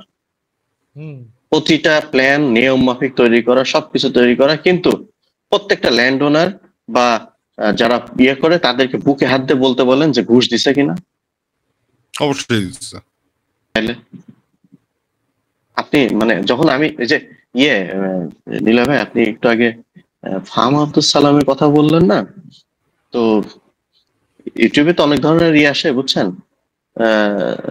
তো আমি শুনছি, ফ্র্যাঙ্কলি স্পিকিং আমি শুনছি আসলে কি বলতে চাই। আপনি যখন জাজমেন্ট করবেন তখন আপনাকে বোথ ওয়ে শুনতে হবে, সে এদিকে কি বলতেছে ওদিকে কি বলতেছে, দুইটাই শুনতে হবে আপনাকে, তারপর জাজমেন্টে আসতে হবে। আমি শুনছি এখানে খারাপ কোনো কথা একটাও বলেনি, সে একটা শব্দ ব্যবহার করছে, সেটা হচ্ছে স্যাডেজ মাইন্ড, এবং এই শব্দটা ব্যবহার করার আগে সে একবার ক্ষমা চেয়ে নিছে। মানে একটা মানে ভদ্র মানুষ হিসেবে বলতে গেলে এই ধরনের শব্দ ব্যবহার করতে গেলে একটু করতে হয়। সে বলছে স্যাভেজ মানে হচ্ছে অসভ্য, মানে আমাদের মন মানসিকতা হচ্ছে অসভ্য। অসভ্য জন্য মানে আমরা সভ্য, কিন্তু আমাদের এই অসভ্যতার জন্য আমরা ওই যে অ্যাস্থেটিক্স যেটা, নান্দনিকতা যেটা, সেটা আমরা বুঝতে পারতেছি না। মানে আপনাকে তো বুঝতে হবে যে এই জিনিসটা কি আর এই জিনিসটা কি, এই দুইটার মধ্যে আসলে হুইচ ওয়ান ইজ মানে অ্যাস্থেটিক্যালি ফিট। আমরা আর বেশি তর্কে যাব না, মানে এর পেছনে অনেক তর্ক আছে, সেই তর্কে গেলাম না, কিন্তু আমাকে তো আসলে জিনিসটা বুঝতে হবে আমার আসলে প্রয়োজনটা কি। ফাহাম ভাইয়ের ওটা দেখছি আমি, আর অনেকে বলে আমরা যখন দুর্নীতি বা বিভিন্ন কথা বলি, ব্যাক অফ দ্য মাইন্ডে আমাদের চলে আসে যে আমরা কি আসলে এতই খারাপ মানুষ হিসেবে, আমার দেশের মানুষ, বাংলাদেশের মানুষ সবাই আসলে এত খারাপ। আমি একটু হোপফুল কথা বলি, কারণ আমার তো নেগেটিভ কথা আমি বললাম, হোপফুল কথাটা বলি। সেটা হচ্ছে এই যে 5ই আগস্টের পরে 3টা দিন দেশে কোনো সরকার ছিল না, রাইট? ওই সময় হঠাৎ করে ডাকাতের আক্রমণ শুরু হলো, দেশে কোনো আইন শৃঙ্খলা ছিল না। আমরা ওই সময়টা কিন্তু একটা দেশের গৃহযুদ্ধ লেগে যাওয়ার কথা। ইভেন অনেক ওয়েস্টার্ন ওয়ার্ল্ড, যেমন আমরা আমেরিকাতে ইউরোপে অনেক দেশে দেখছি, ওখানে কারেন্ট ছুটে হয়ে গেলে ডাকাতে ছুটে হয়ে যায় সব বইয়ের এলাকাগুলোতে, দোকানপাট লুট হয়, হ্যাঁ, গয়নার দোকান, টেলিভিশন, ফ্রিজ, সুপার স্টোর, দুবারে লুট হয়। আমাদের দেশে কয়টা হয়েছে? হয় নাই, দাঁড়ায় আমি বলি দাঁড়া, হ্যাঁ এটা যেমন একটা আছে, আবার আরো কিছু আছে আমাদের। ধরো যে আমি যেমন আমার একটা সন্তানকে যখন বড় করতেছি, ওকে তো আমার সব ধরনের নৈতিকতা সব জিনিস শিখে যাচ্ছি। রাস্তা পার হওয়ার সময় কি করতে হবে, কাকে কিভাবে বলতে হবে, আমাদের বাবা মারা আমাদের শিখাইছে। আমাদের বাবা মারা তো বলে নাই যে তোমরা ঘুষ খাবা, তোমরা 2 নম্বরই করবা, এটা তো কেউ শিখায় নাই। Why is the problem then? আমরা যেটা হয় কি, আমরা আসলে শর্টকাটটা খুঁজি, কনভেনিয়েন্সটা খুঁজি। এই যে আচ্ছা আমি 2 মিনিট দাঁড়ায় থাকবো, সেটা আমার পছন্দ না। আমি এখান থেকে 5 মিনিটের পথ যাবো, একটা রিক্সা আছে, রিক্সায় উঠে যাই ইনস্ট্যান্ট। না না, ওই যে বলে না ভাই, এই যে যে বাংলাদেশের কনভেনিয়েন্সটা মানুষের খুঁজতে গিয়ে আমরা আস্তে আস্তে ওই দুর্নীতি দিয়ে আগাইতে, কারণ কনভেনিয়েন্স কাম উইথ কস্ট। আমি যে হুম রিক্সায় উঠবো 5 মিনিটের রাস্তা, এই যে লোক 5 মিনিট, যে আমাদের যে সিনিয়রদের দোহাই দিতে আমরা রিক্সাকে জাস্টিফাই করি, সে আমাদের সেই সিনিয়ররাই কিন্তু বিদেশে গিয়ে মাইলের পর মাইল হাঁটায়, কারণ রিক্সা নাই। হ্যাঁ, উঁচা নিচা রাস্তায় হাঁটতেছে যায়, ওখানে গিয়ে কিন্তু তারা টায়ার্ড হয় না। এমন না যে বিদেশে গেলে সব দেশেই ঠান্ডা দেশ। যেমন আমি যে আমার যে যদি আলাপ করি, সিঙ্গাপুর, থাইল্যান্ড, মালয়েশিয়া, এগুলো তো গরমের দেশ। আমাদের দেশে তাও শীতকাল আলো হয়, ওই সব দেশে তো শীতকাল আলো নয়। তো ওখানে কি মানুষজন হাঁটে না? আমি তো দিতে হাঁটি। আর বাংলাদেশে আমরা রিক্সা পাই, 2 মিনিট হাঁটা রাস্তা, রিক্সায় উঠে যাই। মানে আপনি আমি মেট্রো বলছি যে স্টেশনের নিচে দেখেন না, যখন রিক্সা আমরা স্ট্যান্ড বানায় কনভেনিয়েন্স ফেলছে। এর, মানে সমস্যাটা কি বুঝছিস, যখন আমরা কোনো কনভেনিয়েন্স নিতে যাই, এই যে আমি আচ্ছা এটা আরাম পাইলাম, এটা কাজ করাই দিলাম, তো সেটা তো ফ্রি আসে না, টাকা লাগে। তুই যত কনভেনিয়েন্স বাড়াবি তো টাকা বাড়বে। রাজযোগ বল, এগুলো বল, এগুলো সবই হচ্ছে এরকম। আচ্ছা প্ল্যান পার করবো, ঝামেলা করতেছে, রাজযোগের লোক জানে যে একটু খোঁজাতে চাপ দিলেই তো এই ঝামেলা এড়ানোর জন্য আমার টাকা দিবে। বিষয়টা শুরু হয়েছে এইভাবে। একটা পর্যায়ে আমরা এখন অবধারিত ভাবে ধরে নিচ্ছি যে রাজযোগ থেকে প্ল্যান পাস করাতে হলে আমার টাকা দেওয়া লাগবে, অলিখিত নিয়ম, এটার জন্য প্রজ্ঞাপন লাগে না। আমরা ধৈরেই নি যে রাজযোগ তো পয়সা খাবেই। একজন ক্লায়েন্ট তার বাড়ি করার সময় আমাদের আর্কিটেক্টদের সাথে বললো যে ভাই একটু টাকা কমান। উনি রাজুকের লোক গিয়ে এটা বলতে পারেন না।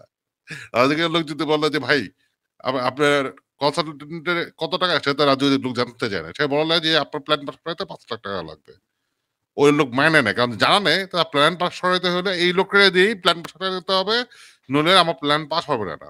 1 মাস ঝুলেলা থাকবে, নইলে 15 দিন ঝুলে থাকবে। আমরা আবার 15 দিন ওয়েট করবো না। হ্যাঁ, আমরা আবার নিয়ম মেনে 15 দিন 5 দিন ওয়েট করতে রাজি না। এই যে আমাদের এটা কিন্তু মেন্টালিটির জায়গা, এই জায়গাটা কিন্তু পরিবর্তন সম্ভব। সম্ভবটা ব্যাপারটা যেটা হচ্ছে যে আমাদের এখন একটা সুবর্ণ সুযোগ আসছে। নিউ আমাদের এটা এই জিনিসগুলো হঠাৎ করে তো হয় না। আমাদের বাবা মাদের জেনারেশন, তাদের আগের জেনারেশন গুলো, তারা একটা মেন্টালিটির মাধ্যমে বড় হচ্ছে, তারা গ্লোবাল কানেক্টিভিটি দেখার সুযোগ তাদের ওইভাবে হয় নাই।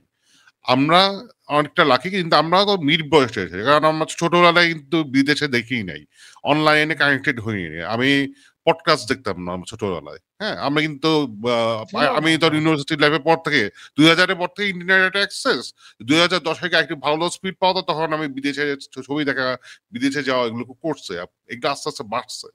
আমাদের নেক্সট জেনারেশনে এরা কিন্তু এখন এগুলো অলরেডি জানে, তারা কিন্তু দেখতেছে, তারা কিন্তু ওটা ডিক করে, তারা কিন্তু ওই জিনিসটা দেখে, তারা শিখতে চায়। আমরা যত তাদেরকে করাপ্ট করতে যাবো, এটা এই ফেলিয়ারটা তারা রেজিস্ট করবে। এটা একটা পর্যায়ে যেটা কি, এই কনভিনিয়েন্সটা যখন আমরা তাদেরকে চাপাইতে থাকবো, আমাদের সোসাইটির যত এই পলিউশনটা বা করাপশনটাকে অ্যাকসেপ্ট করে নিতে থাকবে, এরাও করাপ্টেড হবে। But there is a big chance এই মুহূর্তে হয়তো কিছু ভালো হওয়ার সম্ভাবনা আছে। আমি রিসেন্ট একটা স্ট্যাটাস দিচ্ছিলাম, যেটা পক্ষে বিপক্ষে অনেক কথা শোনা যাচ্ছে পেঁয়াজ নিয়ে, পেঁয়াজের দাম নিয়ে। হয়েছে তো, পেঁয়াজের দাম তো কমছে। এটা তো গত 1 বছর চিন্তা করি নাই, রাইট? মানে জিনিসপত্রের দাম তো এখন কম। রোজার মাসে আমরা ধরে নিতাম কি, রোজা আসছে মানেই দাম বেশি। আমরা বিদেশে এক্সাম্পল দিতাম যে অন্যান্য দেশে রোজার সময় দাম কমে যায়, বাংলাদেশে কমে না। এবারে তো হয়েছে অনেক জিনিসপত্রের দাম কম। whatever the magic is, whatever the reason is, হয়েছে তো। দ্যাট মিনস যে ছোটখাটো জিনিসটা পসিবল। এই যে অনেকগুলো ক্রাইম হচ্ছে এখন, এই ক্রাইম গুলো যতগুলো হচ্ছে প্রত্যেকটাই কিন্তু কেউ না কেউ ধরা পড়তেছে, গ্রেফতার হচ্ছে, ধোঁয়ায় গ্রেফতার হচ্ছে। কোনোটা গ্রেফতার লেস না, ইভেন যেগুলোতে সন্দেহ হচ্ছে সেগুলোতে গ্রেফতার হচ্ছে। কারণ এখনো কোনো পলিটিক্যাল সুপিরিয়র পাওয়ার তারা ক্লেম করতে পারতেছে না যে আমার ভাই ধরেন না, বা ফোন চলে যাচ্ছে না, হয়তো ছাড়া পড়বে, আমি জানি না। বাট এই যে পজিটিভ দিকগুলা, এই চেঞ্জ গুলাকে কাজে নিয়ে আমরা কিন্তু আগানোর একটা সুযোগ আসছে। এই যে করাপশন, যে রাজুক, এদেরকে যদি এই স্ট্রাইক করা যায় সম্ভব। ক্রাইম নিয়ে যেটা বললেন, এই জিনিসটা নিয়ে আমার একটা অবজারভেশন, ক্রাইম আসলে কখনোই কম ছিল না।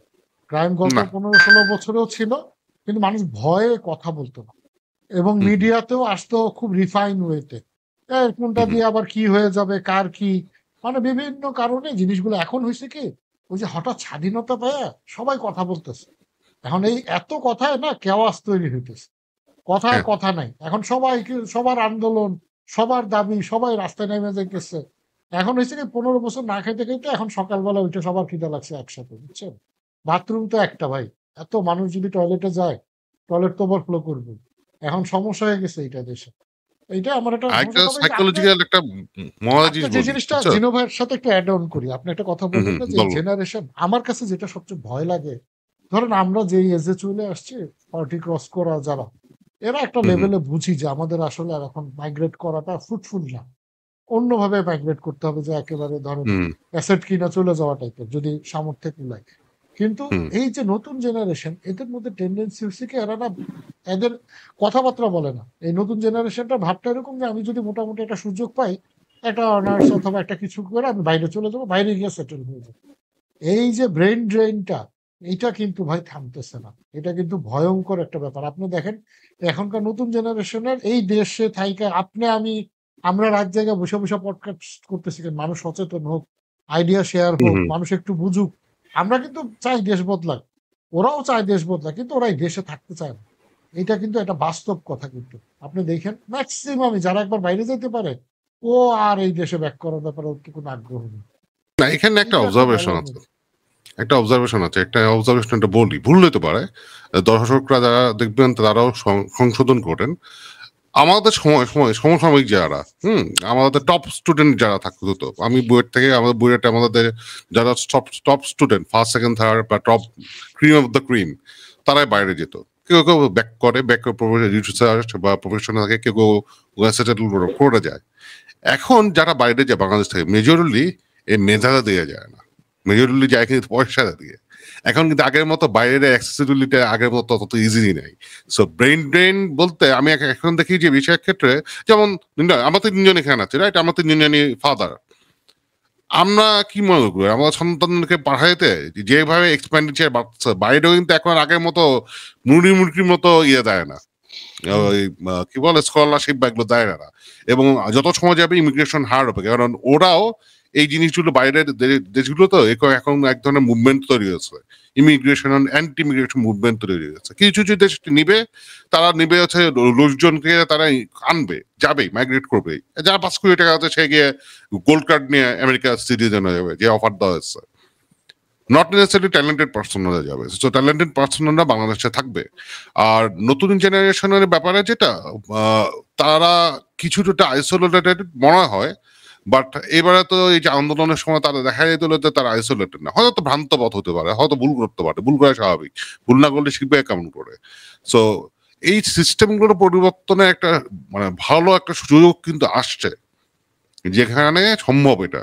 এই আইনি যে কাঠামোগুলোর পরিবর্তন আমরা যেগুলো আলাপ করতেছি, এইখানে এই জায়গাগুলোতে এই পরিবর্তনগুলো একটা অ্যাকচুয়ালি, আর আমরা তো কিছু করতে পারবো, কিন্তু আমাদের সিনিয়র জেনারেশন যারা, তাদের ব্রেন থেকে এই পরিবর্তন আসবে না, এটা সম্ভব না। তারা অলরেডি যা নষ্ট করে ফেলছে। তাদের যে অবদান আছে সেটা যেমন আমরা ধন্যবাদের সাথে তাদের অবদানকে মনে রাখি, তাদের যে ব্যর্থতা আছে সেই ব্যর্থতা গুলোকেও আমাদের মাথায় রেখে এই কারেকশনে দিয়ে যেতে হবে। প্রবলেম হচ্ছে আমরা জাতিগত ভাবে এতটাই নষ্ট হয়ে গেছে বিভিন্ন জায়গায়, সিস্টেমে, মেন্টালিটিতে, এইটা হঠাৎ করে চেঞ্জ হওয়াটা difficult. But there is the hope, এই হোপটা এখনো আছে। এবং এই হোপটা আছে বলে এই যে আমরা কিন্তু এই রাত বিরাতে না ঘুমায় আমরা কিন্তু আলাপ করতেছি, এই আলাপটা করতেছি, তার কারণটা হচ্ছে যে আমরা সজাগ থাকতে চাই, আমরা জিনিসগুলো পরিবর্তন চাই বলে আলাপ করতেছি। তো এই যে এই জায়গাটি হোপের বিষয়টা, এবং যত সময় যাবে এটা মানুষজন আরো আলাপ করবে, কথা বলবে। আমরা কথা বলি কম, আমরা আলাপ করি কম। আমরা এতদিন খালি মাস্তানি দেখা যাচ্ছে, এইটা করে ফেলাম, ওটা করে ফেলাম, বিল্ডিং ভাঙবো, ওকে দখল করবো, আমার চিনস? হ্যাঁ, আমি তুই জানোস এই মোড়টা থেকে যখনই বেরোনো শুরু করবো, যখনই আমরা আমাদের প্রবলেম গুলো দেখে সেই প্রবলেম গুলো বাড়ানোর বদলে কিভাবে কমানো যায় সেটা নিয়ে কাজ করব, তখন প্রবলেম সলিউশনের দিকে আমরা আগাইতে পারবো। যে কারণে আমাদের একটু পরিবর্তন আসা দরকার, আসতেছে, স্লো হলেও আসবে বলে আশা। ভাই আমি একটা কথা বলি, পরিবর্তন তো এত কিছু বলতেছেন আপনি কাকে নিয়ে পরিবর্তন করবেন? আপনি যার জন্য পরিবর্তন করবেন বা এর জন্য মানুষ দরকার, মানুষকে আপনি পরিবর্তন করতেছেন। আপনি অনেক কিছু তৈরি করেন, আজকে টেকনোলজি আছে, এই যে আপনার সাথে এর আগে কথা হচ্ছিল যে কত টাকার জন্য 130 টাকা 35 টাকায় হচ্ছে ইয়ে পাওয়া যায়, তথ্য পাওয়া যায়। তো এখন তো কেউ না কেউ তো দিচ্ছে, ইন্টারেস্টিং কেউ না কেউ দিচ্ছে। তাহলে কথা হচ্ছে যে এই দায়িত্বটা কোন মানুষের কাছে আছে, সে আসলে কি ধারণ করে তার মধ্যে, ঠিক আছে, এবং সে কেন এটা করতেছে না। আপনি কাকে আপনার হিউম্যান ডেভেলপমেন্ট হয়েছে? আজকে ভিয়েতনামের দিকে তাকান, ভিয়েতনাম গত 12 বছর কি কোন ডেভেলপমেন্টের দিকে যায় না, মানুষকে তৈরি করছে। আমি আপনার একটা ভুলে যাবো মজার ঘটনা বুঝলেন, আমারটাকে শুনেন, আজকে একটা মজার এক্সপিরিয়েন্স হয়েছে। আজকে অনেকদিন পর এক্সপ্রেসওয়েতে উঠছে, উঠাই দেখি 80 কিলোমিটার পার আওয়ার, এতদিন 60 ছিল কিন্তু। তা আমি ডিস্টার্ব ফিল করতাম, আমার তো এসইভি চালাই যেহেতু, এই 60-এ চালানো খুব একটা আজাব ছিল গাড়ি, বুঝছেন, ওইরকম ফাঁকা রাস্তায়। আজকে 80 উঠাতে আমি মৌলিরে বলতেছি আজকে কিন্তু মনে হইতেছে যে এইবার এক্সপ্রেসওয়েটা পারফেক্ট হয়েছে। ভাই 3 মিনিটের ভিতর আমার পাশ দিয়ে 3টা গাড়ি গেল 120-এর নিচে না। আপনাকে ক্রস করছে মানে ওভার স্পিড, আপনি 80-তে যাচ্ছিলেন। এবং দেখলাম যে ধরেন আমি 60-এ চালানো অবস্থা, ওরা 80-তে চালালে যেরকম যেত তার ডাবল, মানে 120-30-এ টান দিয়ে 3টা গাড়ি পাস করলো আমার। 80 কিলোমিটার পার আওয়ার আইন করে দেওয়ার পরেও পারাই দিচ্ছে, তারপরও মানুষের খিদা শেষ হয় না। আপনি 120 করে দেন, ওদের 150-তে চালাবে। আমাদের যে ইমরান যে কথাটা বললো না, আসলে মানুষেরই শিক্ষার সমস্যা, আমাদের মানুষের সমস্যা। আপনার এডুকেশন সিস্টেম চেঞ্জ করা দরকার, মানুষ চেঞ্জ করার দরকার। আপনি যে লোকগুলো বাংলাদেশে আকাম করে, এই লোকটা সিঙ্গাপুরে গেলে দেখবেন সোজা ভাবে হাঁটে, চালায়। নীলার এক্সাম্পল দে, ধর যে আমি আমার যে গাড়ির ট্যাক্স এগুলো সব কিছু অনলাইনে দেই, হ্যাঁ, অনলাইনে দিয়ে আবার হেপিটা প্রিন্ট করে ব্যাংক থেকে ট্যাক্স করে নিই, বা সবকিছু আমি অনলাইনে করি। তো ধর আমি তুই 80-তে চালাইছিস, তো বাস দিয়ে আমার ড্রাইভার পাক না, এটা একই কাজ করে, ধমক দেয় নামায় আর কি। তো সে ওই টান দিয়ে চলে গেল, আমি ওই বকা দিলাম, ইয়ে করলাম, ও বার্তা দিল না স্যার তো বড় সবাই চালায়, আমি চালাবো নাকে, চালাই দিল। আমি একবারে মাইনে নিলাম, চলছে, আমাদের জাতির সমস্যা একটা। এর পরের বছর যখন আমি ট্যাক্স টোকেন নবায়ন করতে যাবো, আমি দেখবো আমার জরিমানা আছে 25,000 টাকা, এবং এটা পে না করলে ট্যাক্স টোকেন দিতে পারতেছে না। কি মনে হয়? আপনি এমন একটা জাতির সাথে ডিল করতেছেন, এরা সব সমস্যার সমাধান আছে। ও করবে কি, ওই নাম্বার প্লেটের উপর একটা স্টিকার লাগায় রাখবে এক্সপ্রেসওয়েতে উঠাবে, যাতে ওর নাম্বার ট্র্যাক করতে না পারেন। আমরা ভয়ঙ্কর হারামি ভাই। আপনি জাস্ট একটা কথা বলি, এই মানুষগুলো যখন ক্যান্টনমেন্টে ঢুকে একদম সোজা পথে চলে, ক্যান্টনমেন্ট থেকে জাহাঙ্গীর গেট দিয়ে বাইরে হলে গাড়ির অ্যাক্সেলারেশনে পাড়া দিয়ে বসে থাকে। ক্যান্টনমেন্টের লোকেই তাই করে। আমাদের আসলে বেকার দরকার ভাই, বাইরের উপর রাখলে আমরা সোজা থাকি। আমাদের মানে এটা বাইরে সব জায়গায়। আমি যে মজা কাহিনী বলতে চাইছিলাম, 2023-এ যে আমরা কোপেনহেগেন গেলাম আইবি প্রোগ্রামে, তো ওখানে নামার পর আমার ফ্রেন্ড থাকে, সে বলতেছিল যে এইসব দেশ শান্ত, পিসফুল দেশ, খুব শান্ত, নিরীহ, ওখানে কোনো ক্রাইম টাইমের ওখানে নাই। একবার নাকি একটা ছুরি আঘাতের ঘটনা ঘটছে একটা শপিং মলে, পুরা এলাকার মানুষের মোবাইলে নোটিশ চলে গেছে যে এই ঘটনা হচ্ছে, সবাই খুব সাবধান, বোঝ একজন একটা ছুরি খেয়েছে, সেটা নিয়ে সবার মোবাইল মেসেজ চলে গেছে। ফাইন, আমি শুনে বাবা কত সভ্য দেশ। আমাদের আর্কিটেক্ট হওয়ার ভাই চিনিস তো তোরা সিনিয়র, গেলেন কোপেনহেগেনে, নিভান ওদের সবচেয়ে পপুলার জায়গা, সবাই ছবি তোলা কোপেনহেগেনে। উনি সকলের নামলেন, নাইমে প্রথম দিন পকেট মারা দিল, হইতে নিচ্ছিল ধরে বালাইছে। হ্যাঁ, তারা এখন তুই কিভাবে বুঝাবি যেটিতে হে কোনো এশিয়ান গরিব না, সে তো ধরছে সাদা চামড়ার লোক, সাদা চামড়া ফসটা লোক, ওখানে যেটা হচ্ছে ঘটনা, যদি ধরা পড়ে কনসিকুয়েন্স, ওটা পালা গেছে, আর ফাওয়াদ ভাই দেখতেছে যে বিদেশে ধাওয়া দিবে, দরকার নাই। হয়তো বিএনপি কেউ থাকলে ধাওয়া দিত, পলিটিক্যাল আলাপ। তো ঘটনা যেটা হচ্ছে যে এখানে ওখানে যেটা হচ্ছে যে প্রত্যেকটা আইন, ওখানে কি রাস্তা মোড়ে মোড়ে পুলিশ আছে? আমার ফ্রেন্ড যে গাড়ি চালায় সেটা তো রাস্তা ফাঁকা, সিগন্যাল রাত 2টা বাজে সিগন্যাল পড়ছে, বসে আছে। এটা বেশি দূরে যাওয়া লাগবে না ভাই, কলকাতা এটা মেনটেন করে, কলকাতা। কেমন করে পুলিশ, ট্রাফিক পুলিশ দাঁড়ায় থাকে? মানে ব্যাপারটা হচ্ছে যে এই জিনিসটা হয় কারণ ছেড়ে যায় আনে, if he gets caught the fine, যে ফাইনটা আসবে, যে হ্যারাসমেন্টটা আসবে, সেই হ্যারাসমেন্টটা ওয়ার্থ না, এই রিস্ক না ওর জন্য ওয়ার্থ না। সো ওই জন্য তারা জিনিসটা সাবধান হয়ে যায়। এগুলো চাইলে করা যায়। আমাদের এখানে হয় কি, যখন হিউম্যান ইন্টারভেনশন থাকে, নিলয় খেয়াল থাকার কথা, এই যে ইসিপিএস না, আমাদের রাজ্য ইসিপিএস নিয়ে আমি কিন্তু তীব্র ভাবে গুছিয়ে উঠছিলাম যখন ইসিপিএস প্রেজেন্টেশন হচ্ছিল। আমি বলছিলাম আপনাদের ইসিপিএস এর মধ্যে হিউম্যান ইন্টারভেনশন আছে কেন? মানুষজনের উপস্থিতি দেখা যায় কেন? কেউ তো জানবে না কার প্ল্যান গেছে, কি গেছে। যখনই আমাদের আইনগুলোতে, যখনই আমি একজন মানুষকে দেখবো, আমি মানুষকে ম্যানেজ করতে যাবো। যখন আমার যে ট্র্যাক হয়ে যাবে অটোমেটিক্যালি যে আমার গাড়ি ফাইন্যান্সে 25,000 টাকা, কোথায় মামলা, এখানে মামলা খাইছে, ওখানে মামলা খাইছে, ওখানে মামলা খাইছে, তো কোনো মানুষটা নেই, সিস্টেমে আটকা আছে, তখনই তো আমার বাধ্য হবে, আমি সাবধানে বাধ্য হবো। এখানে কি করবে জানেন বাঙালি সমস্যা কি, তখন দেখবেন ওই যেই লোকটা এই যে কেসের টাকা নিচ্ছে, ওরা ঠিক আছে ভাই আমি 4টা ফাইল ডিলিট করে দিচ্ছি, 10,000 টাকা দিচ্ছি, আপনার 4টা কেস মিশে। ওইটাতে হিউম্যান ইন্টারভেনশন, ওইটা করা কোনো সিস্টেমই থাকবে না, অটোমেটিক। বাইরে তো তাই হচ্ছে, সব জায়গাতেই সিস্টেম করতে করতে ভাই আমরা এমন সিস্টেমে পড়ে যাচ্ছি, আমাদের ভবিষ্যৎ ভাই ইসিপিএস এর যে অবস্থা, আমরা তো প্রথম দিকে ভাবছিলাম যে ইসিপিএস এ নো হিউম্যান ইন্টারভেনশন, এবং এখানে যে টাইম লাইন আছে সেই টাইম লাইন কোনোভাবে কেউ ক্রস করতে পারবে না। এখন কি হচ্ছে, বাঙালি ম্যানিপুলেট করতে পারে না এরকম কিছু নাই আসলে, এরা সবকিছু ম্যানিপুলেট করে ফেলে। তাহলে এদেরকে ই করতে হলে আসলে দ্বিমত আছে। ইমরান তোর এটার সাথে আমার দ্বিমত আছে। আমার রিসেন্টলি প্ল্যান পাস হয়েছে, ওইটাতে আমরা দেখলাম যে ওইখানে আসলে সমস্যা আমরা না কোনো টাইমলি হয়েছে, মানে কি ওটা ওদের একটা বার দেওয়া আছে, কারণ জমা তো হচ্ছে হাজার হাজার প্রজেক্ট, তো এক একজনের ধর 30টা প্রজেক্ট ওরে টাইম দেওয়া আছে 1.5 মাস, দেখা গেল তোর প্রজেক্টটা 1.5 মাসের শেষ দিন গিয়ে ও ছেড়ে দিল।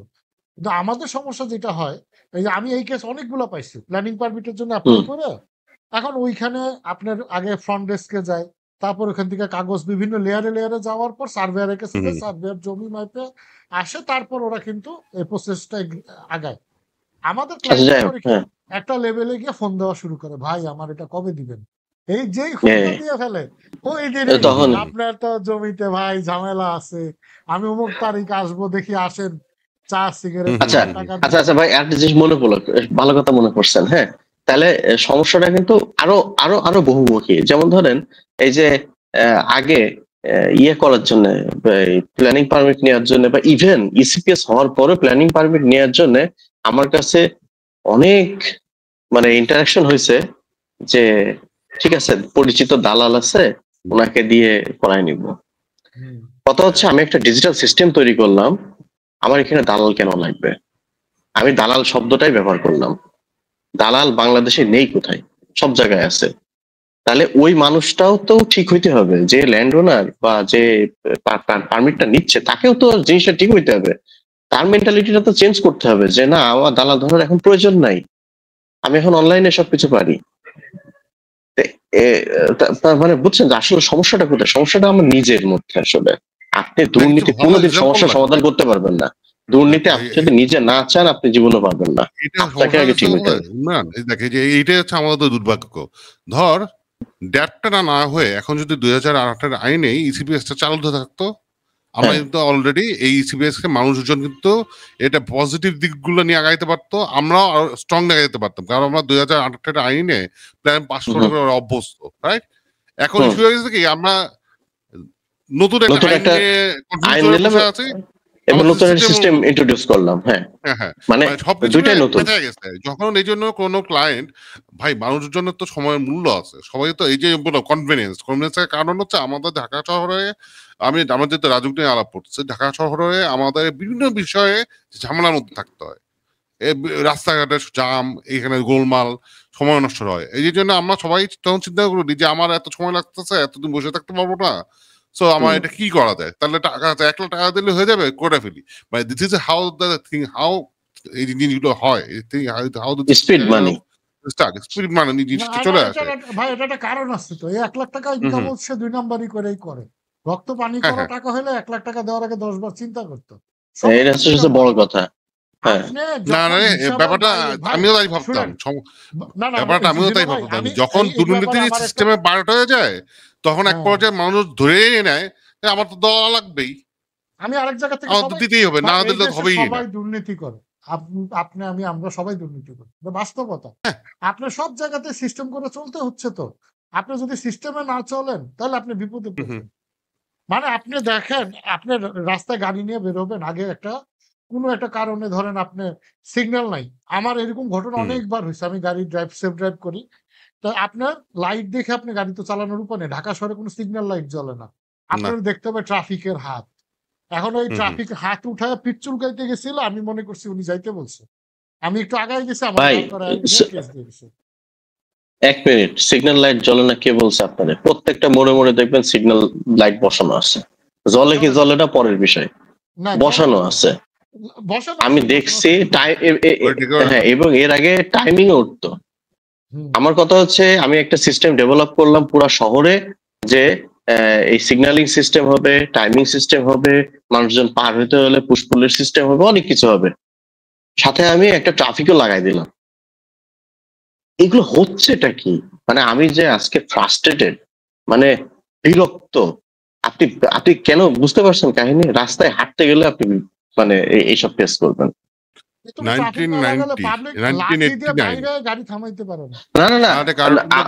না কোটি কোটি টাকা খরচ করে এটা করছে, কোটি কোটি দুর্নীতি হয় না কেন? কোটি কোটি টাকা খরচ করে এটা করছে, আবার প্যারালালে একটা ট্রাফিক দাঁড় করায় রাখা লাগবে কেন? ও আবার একটা ট্রাফিক হয় না তো, এখন আবার কমিউনিটি ট্রাফিক লাগে, একজন ট্রাফিক পারে না হ্যান্ডেল করতে। এবং ট্রাফিকের ওই যে ট্রাফিক বক্স গুলো বানাইছে না রাস্তার মাঝখানে, আইল্যান্ডের উপর বসায় রেখে দেয়, মানে অসভ্য মানসিকতা, যেটাকে বলে স্যাভেজ মাইন্ড। এই স্যাভেজ মাইন্ডটা এই জন্য হচ্ছে, বুঝছেন? তো আমি জানি না তোদের খেলা থেকে না, 1990 স্বৈরাচার এরশাদের আমল, তখন কিন্তু ছোট ছিলাম, সিগন্যাল মেনে চলতো।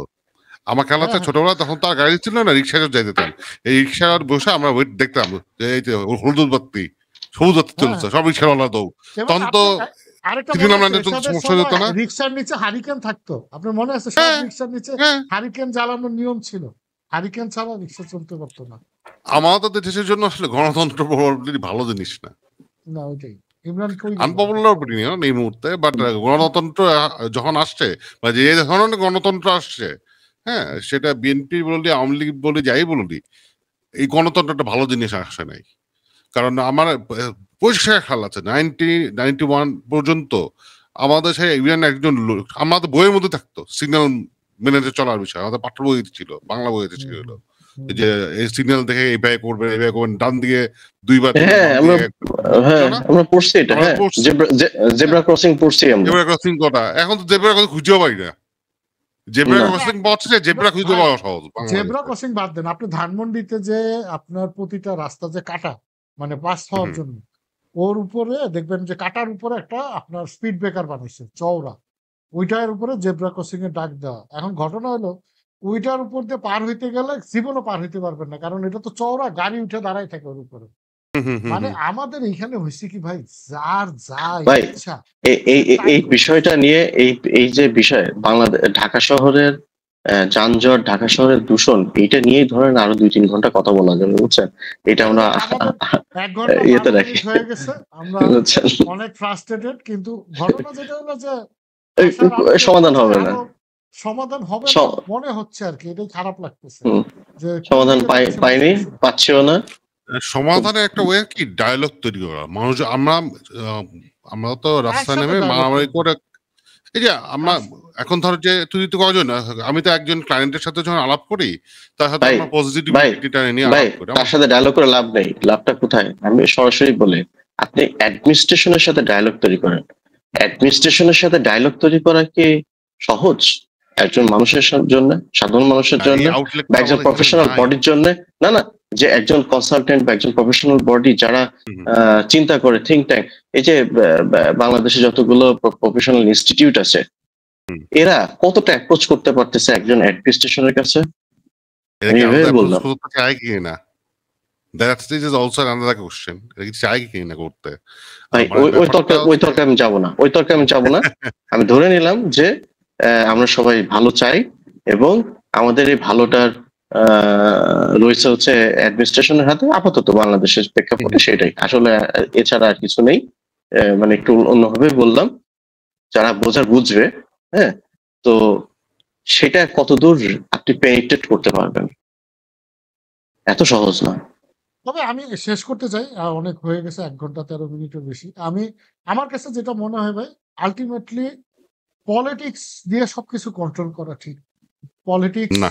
দিয়ে আমাদের এখন হয়ে গেছে কি, প্রতিটা সেক্টরে রাজনীতি ঢুকে গেছে।